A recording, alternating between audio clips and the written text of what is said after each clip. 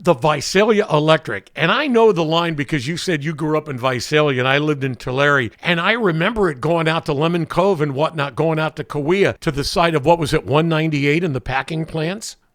That's correct, yeah. There were several, Exeter, Lemon Cove, Wood Lake, that whole area along the edge of the Sierras was where it went at that time, and it was almost strictly a citrus moving railroad. I mean, I saw nothing but locomotives, usually very small, like GE 44 tonners, right, and the old reefers, the ice reefers when I was a kid.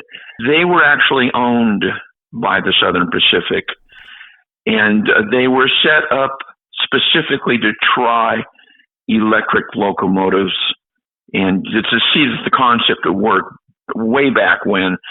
So they kind of always were aligned with the SP.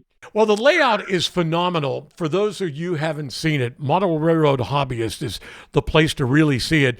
Rick doesn't do a YouTube channel and doesn't do a lot of social media about it, but this is the most artistic representation of the model railroad layout I have ever seen. How did you get to that? Is that basically through your expertise as an architectural engineer? Well, that definitely has something to do with it. I was doing what's now called photolam construction on the buildings.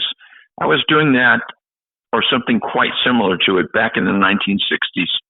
When I was making models for architecture projects at Cal Poly San Luis Obispo. There you go, Cal Poly. Looking at my history, I've kind of been looking back. I'm getting more mature. I'm vintage. That's what I am. You're vintage. I'm an old guy. So, Rick, how did you develop a fondness for the Vicelia area, the packing plants, and the scenes that you model so eloquently on the Vicelia Electric?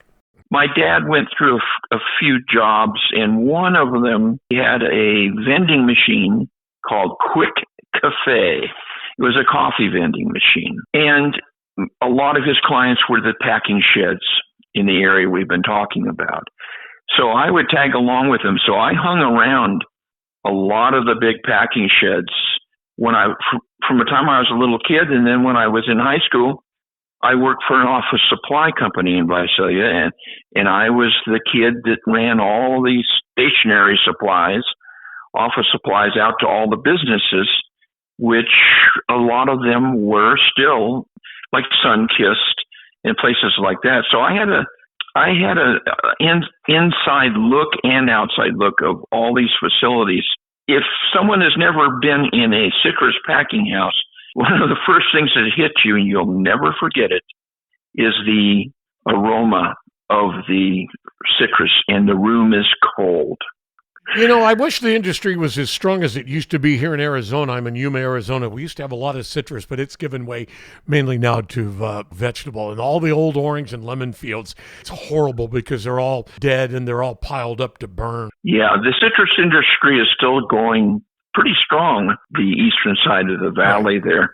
What are some of the signature scenes and features of the layout that you're proud of? I love every feature on it, and I love every essence of the layout. My favorite scene of all is the Golden Pacific Packing House. It is a building that still exists in Exeter. It has a barrel roof.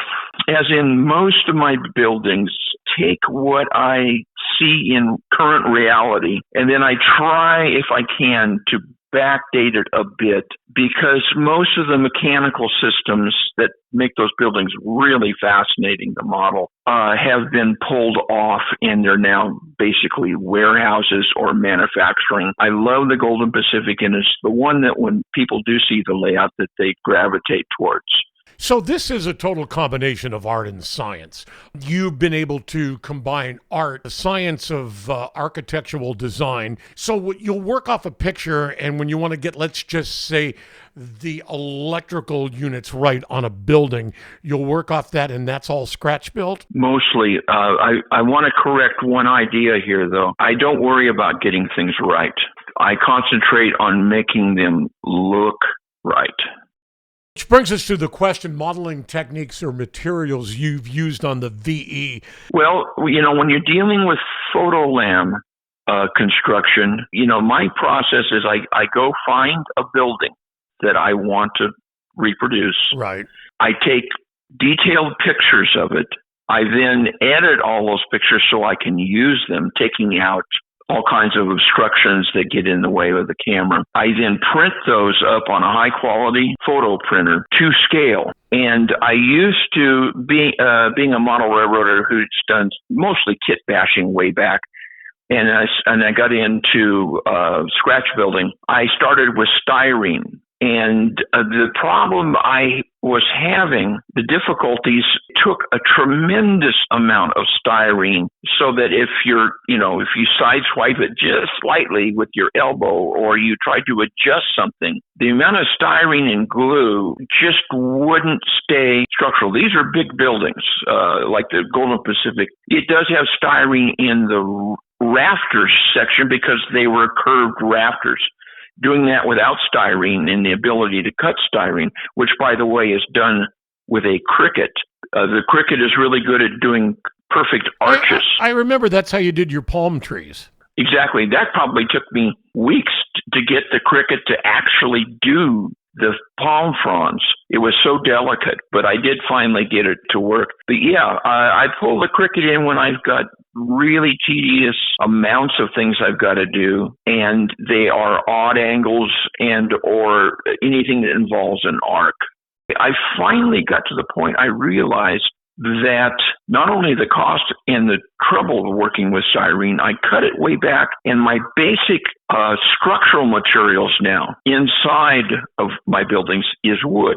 I'm talking about just lumberyard, 1x4, 1x2s, that I take a little hobby saw and I cut them down to, 3/4 by a half and things like that. And I just use random blocks. And if you look at the photo I've sent you, you'll see that it's not real pretty inside, but it's really strong. And that was a real game changer for me. That and what I call dominoes, some people would call modular construction on these sites for the buildings. Like most model railroaders, I started in until 10 years ago or so, place buildings on the top of the layout surface. I no longer really do that. What I do is I make a substructure where you just have a little 1x1s or whatever, and you'll see it in the photographs. And then I build what I call a domino, which is only about a 1-inch thick. And the mat board, which I get at like a craft store, Michael's, they use it in picture framing, is laid on top. And it's so nice to work with because I can take an X-Acto and a straight edge, and I can cut it any way I want, and I can fit it to the space I have allotted on the layout. And the kicker is I can build the entire piece, the scenery, the building, the whole Megillah, the telephone poles with the wires on them. I can do all of that at my desk.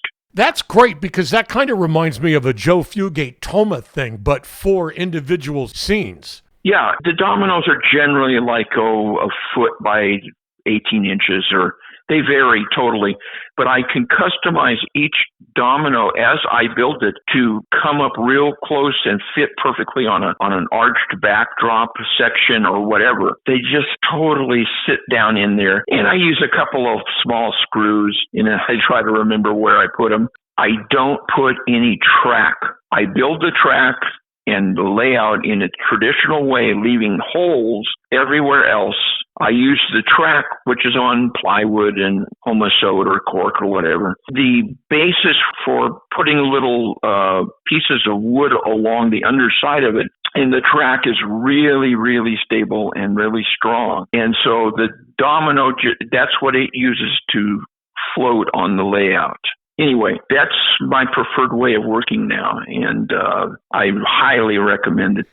One of the questions I've always wanted to ask you when we got together like this is, how did you achieve the realism on your terrain and landscaping? This is just plaster, but I've learned a lot of little tricks about making plaster look like dirt. One is when you put the plaster down, get some really ratty little paintbrushes, and you can buy these in bulk. They're just little cheap, 50 cents a piece, about 1 inch wide, pig hair. They're made from that. They're very rough. I think guys usually mainly use it for slapping glue on, and stipple the plaster before it completely dries. You have to wait till it's just about dry. So you have to work in smaller sections, say a foot by a foot, which is easy with plaster, but stipple things and just be really random. The next part that really takes it up a notch is I use an airbrush on everything. Yep. Even the plaster dirt. One of the rookie mistakes is using paint as one color across the entire surface, whatever surface you're painting. Now, there are times you want to do that, but I use paint. I make the values and shades of paint, several different types. I'll add whites or slight bit of gray, etc., and keep them in separate jars. And then for my ground, I will randomly spray, not the whole thing, but here and there and here and there, and I come back with a slightly different shade and randomly put in and make sure I hit the areas I didn't get before and some overlapping, and I'll take brushes and paint little areas, but just sloppy, really, really loose. That's the thing, is that very few things in nature are one color exactly. That gives away a model in a heartbeat. Your mind and your eye will think it's real. Now, I love this idea of the plaster. I thought grout was the way to go, but you've turned me on to just plaster now. I love that. I forgot one part of the process, which is important. I always tint it before I put it on. And the tinting isn't real critical. There's a product called Quickcrete.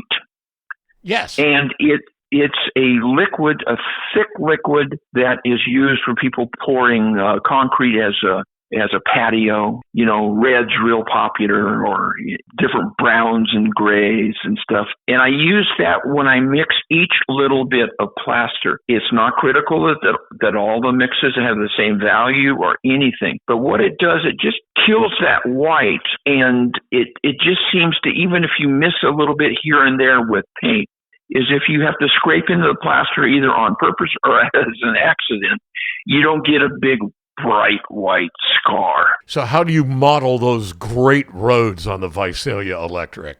For asphalt, I use I think it's called EVA foam, but it's a light foam, like about 2 millimeters thick in sheets, very inexpensive. And then I paint it, again, multiple colors.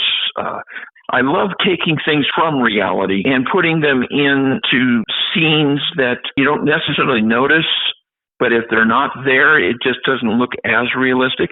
Things like manhole covers, spray painted arrows and numbers in streets from construction crews that have laid out where the gas line is or whatever.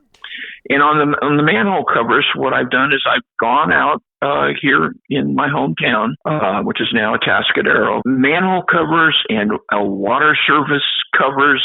All those I photograph, and then I do a lot of decals. All my graffiti that you see on my freight cars is all from photographs that I take. But I take photographs of markings in the road, of the white stripe where you're supposed to stop, the big painted stop. All those are decals that I put on my roads. It really brings that sense of reality. Just the way that you do things. It's almost like when you were talking about building the Dominos, the scenes, how are you using scale pictures and whatnot. It's almost how people would take a track plan that's like 187 scale and put it down. This all has a method to your madness and how this all goes together, because you can see it represented in the actual photos that are playing in the background of this podcast of what's developed on the Vicelia Electric. It's just absolutely wonderful. Thanks.